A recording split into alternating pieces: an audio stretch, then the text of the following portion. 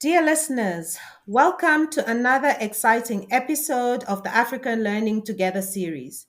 I am Jacqueline Jerefolotia, the Senior Foundational Learning Expert at ADEA, your host for this podcast.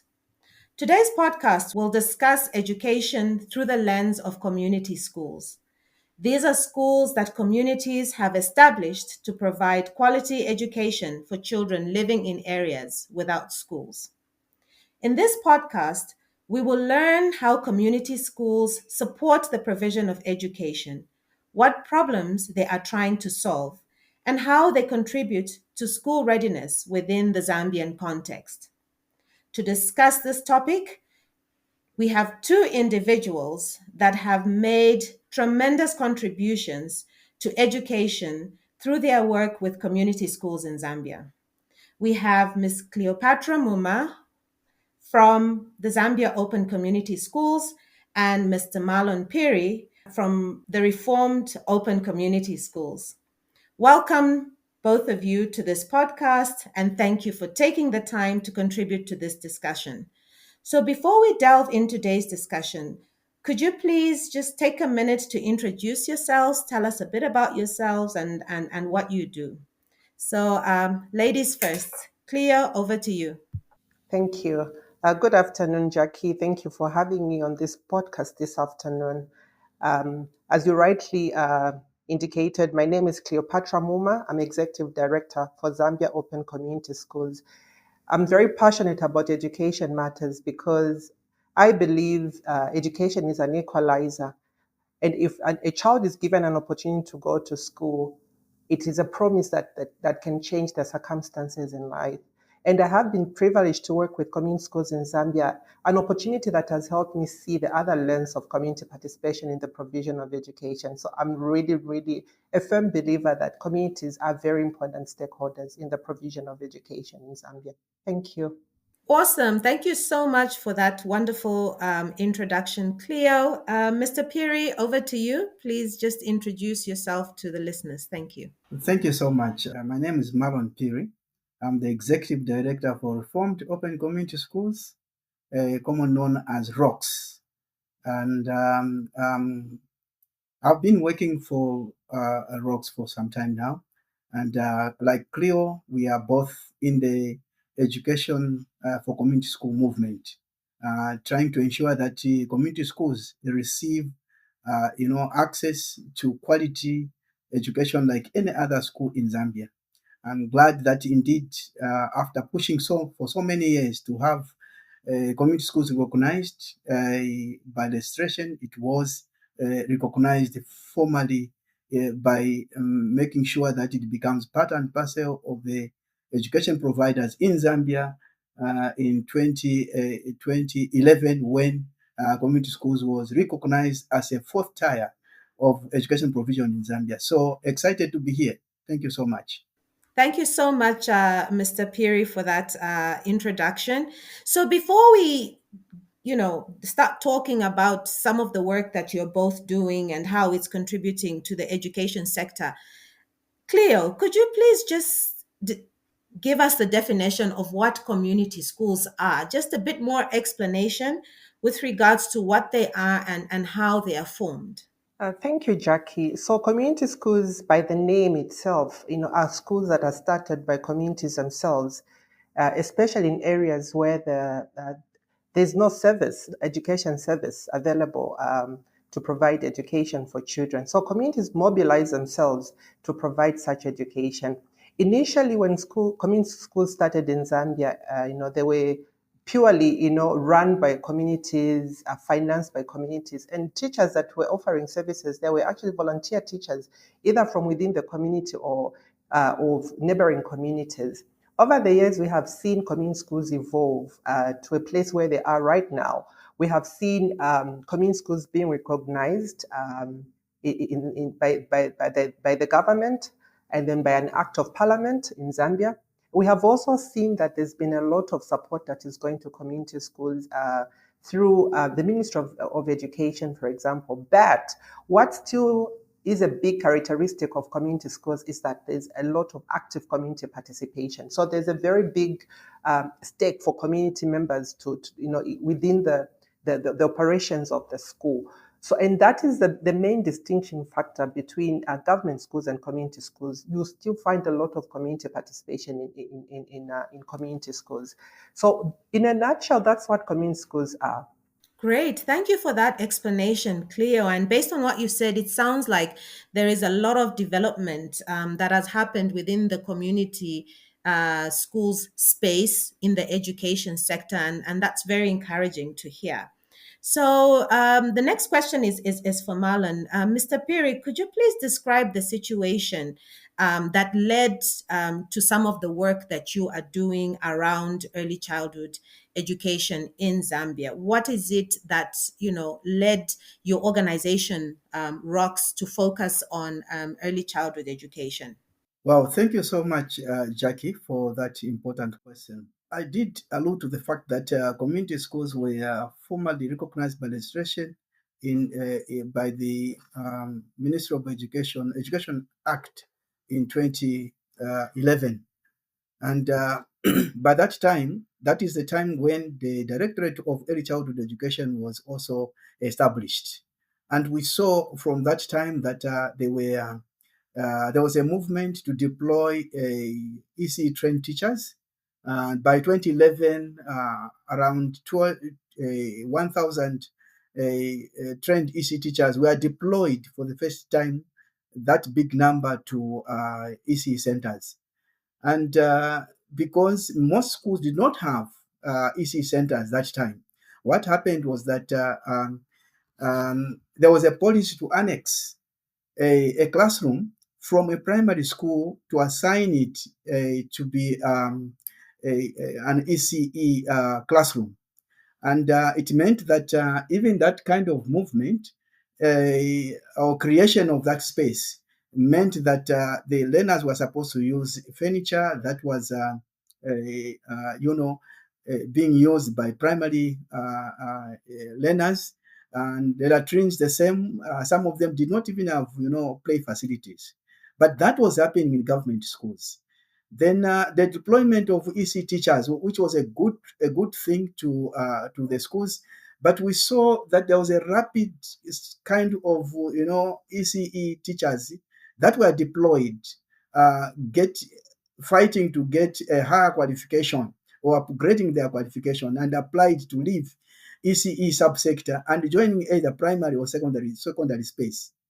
What prompted ZOCS and ROCKS to work in the ECE space is the fact that even when we had ECE directors being established in 2011 and having over 1,000 teachers deployed to schools, we experienced quite a challenge, because the numbers that were being seen of the learners that had EC experience in grade 1 was not improving that much, because by 2020 the number had gone to 40% of those learners that would have EC experience. Okay, so Cleo, could you please describe, the situation that led to a lot of the work that ZOCS is doing around early childhood education? So just a bit of context that led to, some of the work that you're doing. Over. Thank you, Jackie. I think one of the reasons why we had to go in the early childhood education space was because of the gap that we noticed in the community schools. So, as you are aware, in Zambia, the Early Childhood Directorate in the Ministry of Education was only established in 2011. And when you look at that time, it meant a lot of children were going into grade 1 without having any form of early childhood experience. And then since the establishment of the directorate, there was very little that was going on in community schools, including government schools. And I think there was deliberate actions by the ministry to come up with annex classrooms in primary schools so that they could focus on early childhood education. And that was an opportunity that we saw, because we didn't want to leave the learners in community schools to be left behind when it came to them, having an experience in early childhood education. And this is when we set out to start, early childhood education interventions. But I want to indicate that we did have a number of activities. Some interventions around early childhood education, but we kind of scaled early childhood education services in community schools when we partnered with the Roger Federer Foundation. The School Readiness Initiative then was birthed, and this is an initiative that has seen us, implement early childhood education interventions in community schools. And it was purely from the need to ensure that children do experience at least 1 year of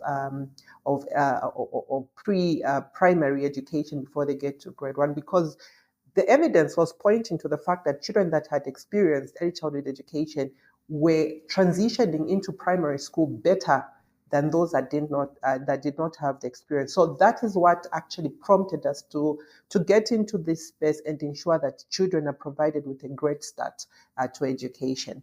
So that is the main reason why we went into that. And I want to also mention that I want to give a bit of contextual background. Community schools are actually located in spaces or in places where the available government schools are very far. And when you look at the clientele of children that go for early childhood education, they are below the age of 5. And if they have to start early, at the age of 3, they cannot afford to walk very long distances, to the nearest government school with an early childhood class or an annex class that is at a government school. So community schools then were very opt-in in a way that they were closer to homes, closer to where the children were, and we saw this as an opportunity to ensure that such children are given an opportunity to actually attend early childhood or to attain early childhood education very close to the homes where they are. So that was the whole purpose why we saw a greater need to get engaged in early childhood education. And so far, it has proved to be a good initiative that we started offering early childhood education. Great. Thank you so much, Cleo, for that. So, just moving on, could you please tell us some of the work that ZOX is doing in terms of your work in early childhood education and how that is contributing to the entire field of early childhood education and specifically school readiness? Thank you, Jackie. Firstly, just to maybe share the the goal of the School Readiness Initiative a program that we're implementing in Zambia. So, the school readiness is a project we're implementing to ensure that children are given at least 1 year of organized learning, at least 1 year of organized early childhood uh, education experience before they get to grade one. And then this is in line to ensuring that these children are really prepared. The ideal situation, I mean, the best case scenario would be for them to have at least 3 years of early childhood education. But in an event that they have not had that opportunity, at least the 1 year before they get to grade one. So this is what we have been focusing on. And when we started the School Readiness Initiative, we're focusing on learners in just community schools. And that has been our focus. Of course, the conversation I'll be able to indicate that much later is that how do we scale this to other schools that are interested in implementing the School Readiness Initiative? And then there's been three strategic areas that we've been focusing on School Readiness Initiative. The first one is to establish processes of joint responsibility by different stakeholders. And these stakeholders include parents, communities, community leaders, community school teachers, you know, the ministry officials at zonal level and at district level. How do we then get this joint responsibility around organizing provision of early childhood education in community schools? So that is one of the areas of focus. The second area of focus has been to scale access to quality early learning environment in community schools. So this is where we have invested a lot of time, in creating space for the early childhood education learners, as well as ensuring that there are play parks. As you know, this is a subsector of education that employs playful learning. So we have invested quite a lot in very attractive play parks right in the rural areas where these schools are located. Then the third part is really looking at enhancing the capacity or the competencies of the teachers, those that are providing early childhood education, or ECE in short, as well as the grade one teachers. And the reason why we focused on the two sets of teachers is to ensure that transitioning issues are well managed, such that the early childhood education teachers or the ECE teachers interface with the grade one teachers and see how they could share notes in terms of the transitioning management of the learners. So those are the three areas of focus that we've had. And in the around the capacity development for teachers or capacity enhancement for teachers, we have invested in, we do have what you call the early learning kiosk. And then this is a tablet based tool that we use for the teachers. And then there are different tools and applications that do help the teachers, to build their capacity and to also sharpen skills in how they present their lessons, how they interact with peers, and then also how they can build capacity of other, especially teachers that are not trained within the schools where they are. The kiosk also, the early learning kiosk also has a component of assessment. So there's a tool there that we call the child steps, and it's basically there to help with assessment, trying to see how these children are progressing from the time they enrolled and until they're ready to transition into grade one. So it helps with both formative and summative assessments for the children. So those are the key components that the School Readiness Initiative has been focusing on. And of course, the initial program is for 7 years, and we are currently in our fifth year of implementation. And the target has been, children in community schools, and the targets are over 200,000 learners that we've been targeting, and over 2,000 teachers, and in about 2,000 community schools in Zambia. So that is what we have been trying to do on School Readiness Initiative. I'm happy to indicate that with the first area of focus where we have concentrated on establishing the processes of joint responsibility with different stakeholders, we have seen a lot of community participation. And for us, that is something that is exciting, because we believe that when communities are well engaged in the provision of education for their children, then we are better placed, because there are certain initiatives that can be sustained with parental involvement in the provision of education. I would like to indicate, maybe just to share, maybe for listeners that may not they may not understand the context that we're operating in.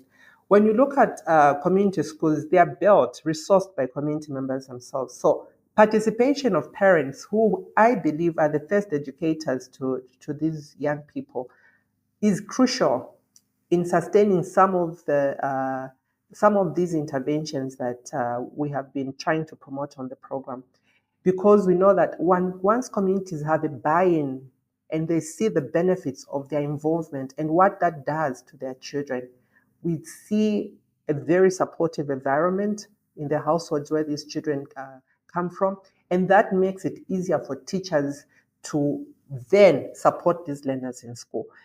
And not really research on the School Readiness Initiative, but just looking at literature that's available around parental engagement, it's very clear that children that come from households that parents are well engaged tend to do better.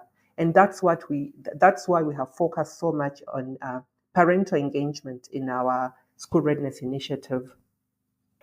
Thank you so much, Cleo, for that explanation. I like the connection between the ECE teachers and the grade one teachers.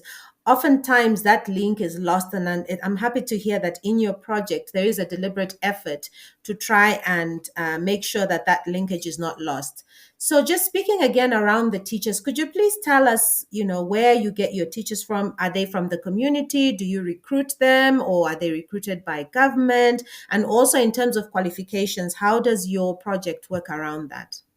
Thank you, Jackie. The teachers that we work with, some of the teachers have been volunteering in community schools. They've been offering their services as volunteers for a long time. So some started off as untrained teachers, but with support from other interventions that we do, they have been trained as teachers, but still not recruited on government payroll. And some of the teachers we also work with are actually government teachers have been deployed by government to work in community schools. Um, Excitingly, for Zambia, when in 2022, I think when we had the massive teacher recruitment, community schools did benefit from that recruitment, and we saw a number of ECE teachers also being recruited. So those are some of the teachers that are actually working, providing early childhood education services in community schools. In terms of their qualification, most of them have got diplomas in early, in teaching in primary school education, but we do have a few other teachers that are specifically trained in ECE that are working in the schools, and then are also part of the school readiness initiative. So what we have done for those teachers that were not trained specifically in ECE, this is where the self-guided course comes in handy for the teachers to get skills that will help them, teach or handle the ECE classes. So this is why the 20-week self-guided course on the school readiness initiative is a very important tool for the teachers, especially those that were not trained in early childhood education. I want to indicate that we still have schools where we still have volunteer teachers that have not been trained, but they have been beneficiaries of ongoing continuously professional development short courses that they've been able to undertake. But over time, they have picked up the skills to be able to provide a good service. So we do have teachers like that, but most of the teachers, maybe I'll say maybe over 90% of the teachers that we work with are actually trained either on government payroll or trained and yet to be put on government or to be recruited by government. Thank you, Alpha. Awesome. Thank you so much for that. I'm happy to hear that some of the teachers came from government because Zambia did have a huge, recruitment process for over 45,000 teachers between 2021 and now. So it's great to see that the community schools benefited from that. I just wanted to find out from Marlon just a quick question around rocks and what you're doing in this area of early childhood education. I know that you work very closely with ZOCs, so it would be good, for you to tell us a bit about, what you're doing and how you collaborate with Cleo and her team. Well, thank you so much, Jackie, for that important question. Reformed Open Community Schools, or ROCs, has been working in community school space for quite some time now. Uh, Answering your question around early childhood education, we've been working on early childhood education as early as 2011 when we started our first EC project funded by the Roger Federer Foundation. That time we used to call it Price One, protecting the right of a child through education, but it was an ECE intervention. And our work involves helping to increase learning spaces using, very, very simple, but, spaces that are comfortable to ensure that learning happens in the community schools. We've been doing a lot of capacity strengthening or capacity building of caregivers and early childhood education and grade one teachers throughout this process, and also resourcing the centers with play and age appropriate water and sanitation hygiene facilities. You will find that all these centers that we've been helping to construct will have these facilities, will have the appropriate, age appropriate latrine. It will have a play park that is supposed to help enhance learning, and also, the actual classroom space where learning happens. We also help resource these centers with the teaching and learning materials, and also capacity building of the school or center committees with skills necessary for the management and administration of the centers, and empowering the parents uh, to ensure that teaching continues even when children go at home. I don't know whether Cleo did mention that in the SRI, in the SRI project, we have what we call, a bridge to school, which is an intervention for parents to ensure that, they interact with learners even at home.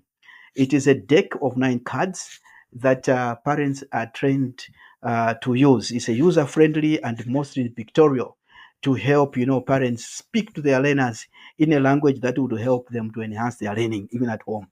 This was developed around COVID when schools were closed. So the bridge to school has become so popular that actually it has continued to be used even in this time and space. And we hope that they can be scaled up to as many schools as possible. So this is what we've been doing, pretty much like what Zox has been doing around, promoting access to quality early childhood education to our learners, especially those in community schools and in the remotest parts of Zambia. I thank you. Great. This is really interesting. In fact, you touched on something I was going to ask around the role of the community, because these schools are, situated within the communities, sometimes initiated by the communities. I like the response around the explanation around the role that, parents play, how you bring them into the whole teaching and learning process so that they can support their learners at home. I think that's awesome. So, Mr. Marlon, I want to find out from you. I know that you work closely with Zox, just to learn more about what you are seeing in terms of the benefits of your program. What impact are you having? What change are you seeing within the communities? What change are you seeing with the learners in terms of learning acquisition of those skills they are supposed to acquire at that stage?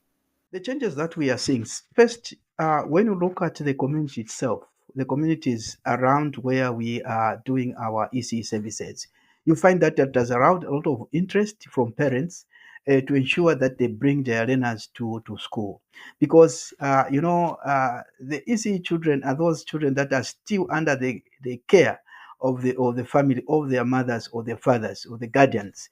And when they are brought to school, that those few hours when they come to school, somehow parents are given more space to do their chores, even to do their farming or food, the, their gardens and many other things that indeed bring increased income.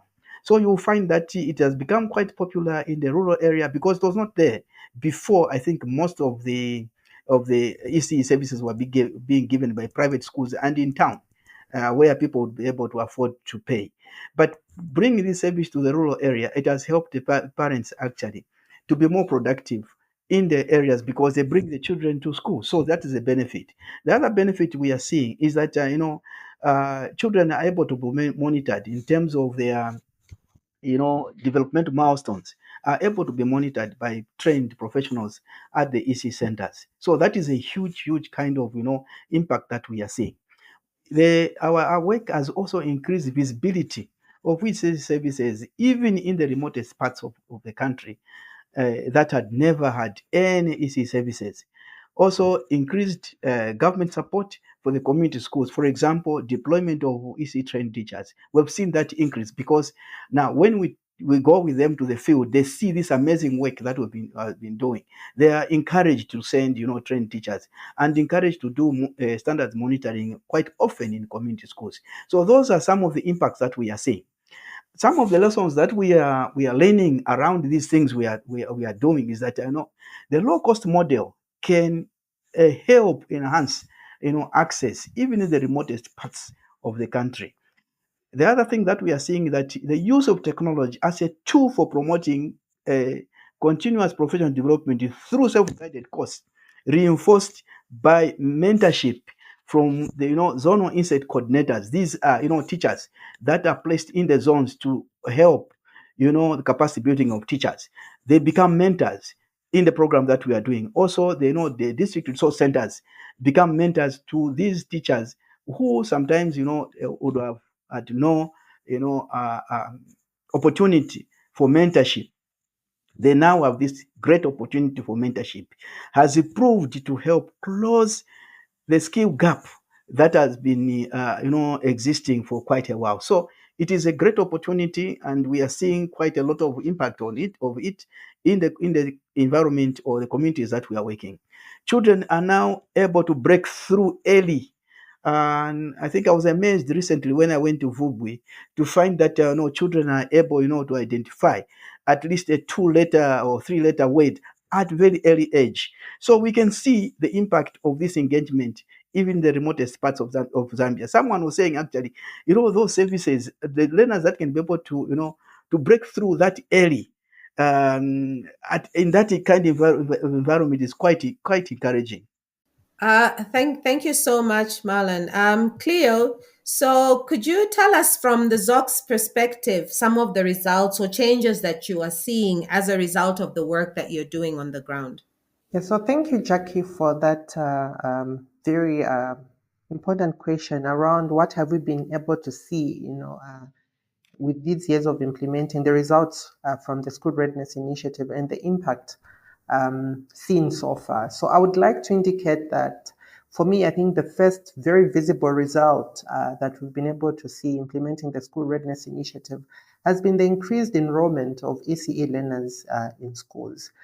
We have seen numbers, actually double, triple in some schools from the time we started implementing the School Readiness Initiative.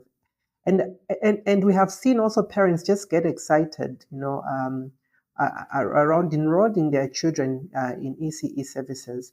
And sometimes it is because of the colorful spaces that they see, the beauty of the learning space, and then the play packs that have been created using local available materials that just makes these parents want to take their children to the ECE center. So we have seen enrollment, and for me that is a good thing, and I think that's what we want in terms of us contributing to SDG 4.2. We want to see more and more children getting the experience in ECE. Because it's the foundation, the strong foundation that they need. It's really the bedrock for lifelong learning. So when we see them turn out in numbers, when parents bring out these children in numbers, I think that is exciting. And for us, that's a big success in terms of what we've been able to do and the interventions that we've been able to provide. The other, I think, very exciting result that we have also seen is just the interaction between the two sets of teachers, the ECE teachers as well as the grade one teachers. Just that interaction, continuous interaction between them has actually been very beneficial to these learners, because as they move from ECE into grade one, you know, the, the excitement is carried on into grade one from ECE. And that's very important, because we don't want to see learners, looking back like, oh, when we're in ECE, it was so fun being there. And now we're in grade one and we don't get to see, the experience is totally different. And that atmosphere is actually created by the teachers themselves. If the teachers interact so well and the transition is well managed, children get to progress, into grade one without a lot of challenges. So that is another result that I would point out to. And then the other thing, I think we've been able to just create space. The space that we've created has actually what has enabled these children to have a comfortable place to learn from. So which is another very exciting thing. But also the wash facilities that we've been able to provide through the school readiness just supports a healthy learning environment for these learners. Not to mention, and not to forget to mention about the play spaces. These are spaces where children, would use and really speaking into playful learning. That's what it should be. So these spaces that we've been able to create, the play spaces that we've been able to create with the help of the communities, of course. It's the communities that are at the center of making sure that these natural play parks are there. And then they are the ones that maintain them. They keep, improving these play parks because they have seen the benefits. That is one of the. When it comes to parents, I think the mindset change for me is a big thing. Um, I think some time back, even before we started implementing the school readiness initiative, parents did not see the value of taking their children to for ECE services. And with a lot of sensitization that we've been able to create, we have seen parents see the benefit of taking their children to school. And of course, the policy environment in Zambia is enabling for parents to see the benefits of taking the children, because they also see the progression of children from preschool, from ECE into primary school and over the other levels of education because of the policy environment which is enabling. There could be some gaps within the service provision system, but I think there's an awareness that we have seen on the part of parents and the willingness to support their children in school is very important. And sometimes, behavioral changes in parents or in people is difficult to tell. But, when you start seeing the involvement in the school activities, being involved in learning at home, the example Marlon spoke to, the bridge to school, the parents that are continuously supporting their learners even at home, it's just an indication that mindsets have changed. And for me, that's a big, big, big, big, big success. And we appreciate the fact that there's that change in mindset, and it work easier for the teachers when parents are involved. Teachers actually get to work well with the learners. Thank you. That's awesome to hear. Thank you for sharing, some of those results, the positive impact that you are having, through the work that you're doing. Cleo, could you please, tell us some of the lessons, or could you please share with us some of the lessons that you think, other countries on the continent can learn from this initiative? Because it sounds like, you've done so much, and you are reaping some really good positive impact on the learners, on the centers that you are producing or developing, on the community. So, I mean, what lessons can other countries learn from this? Thank you, Jackie. I think for me, one lesson that others could learn from how we have been able to implement the school readiness in Zambia is that the different stakeholders really taking joint responsibility to support ECE service provision. I think for me, that is the biggest lesson that I can indicate would be, it would be exciting to see others replicate it.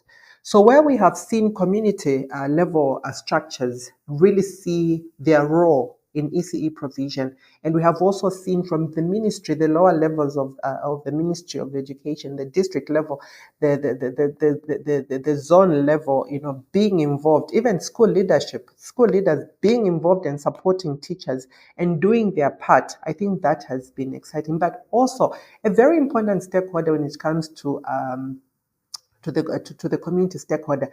The traditional leaders have been very instrumental in our setup. In the Zambian setup, the traditional leaders command a lot of respect, and when they have become champions of education themselves, we have seen communities change, because then the community leadership believes in ensuring that every child should be given a chance to go to school from early childhood education through the other levels. So when the community has been well engaged, and then the community leadership has serious interest in ensuring that every child, irregardless of their age, sex, go to school. We see that as a game changer in education provision, because we need parents to see the value that education brings, not only to family at family level or to an individual, but to the community and the broader community as a country level.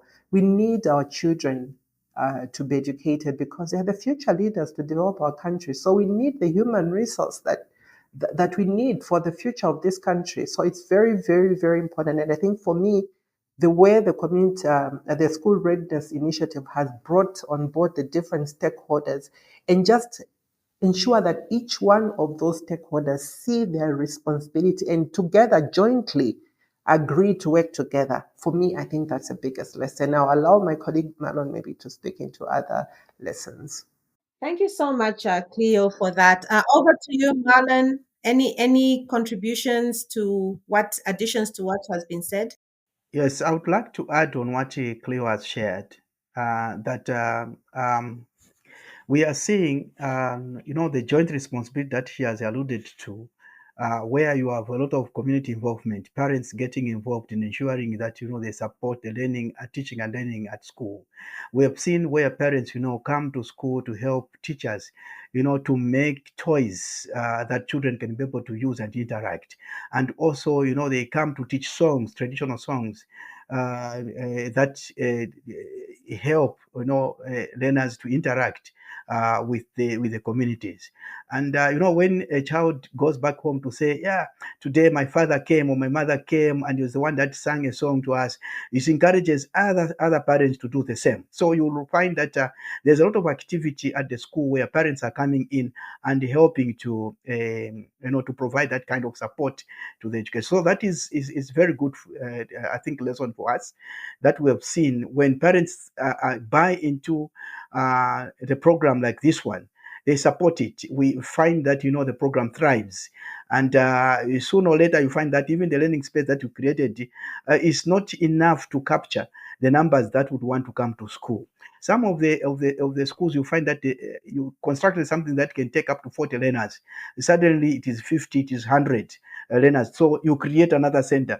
So I think community involvement, myself, with communities have got the right motivation, they're energized, they're motivated to bring the learners to school. I think that is a great thing that we should be able to promote for every school, not just at EC level, even at primary school level. We need to promote, a lot of community involvement in terms of, supporting teaching and learning at school. Thank you.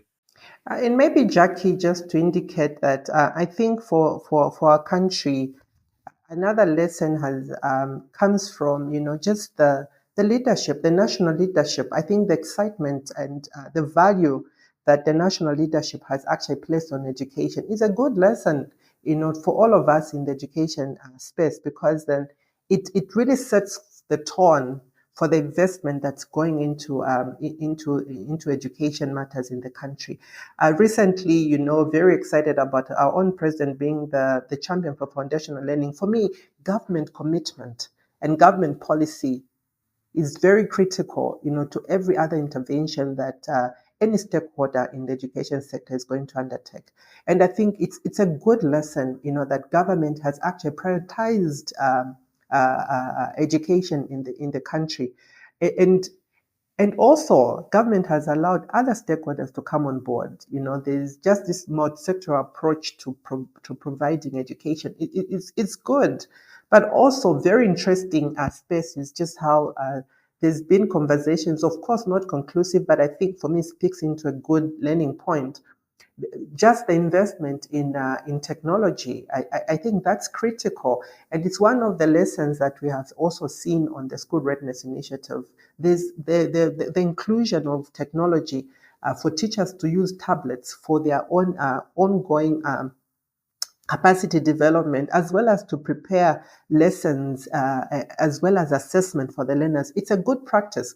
We are now looking at a future where teachers have to work in a very smart way, and technology creates that space for teachers to work in a smart way, unlike having to have a lot of workload, with paper-based processes. So I think that's another lesson for me that is critical. We need to embrace technology in education for the education that we want. Thank you.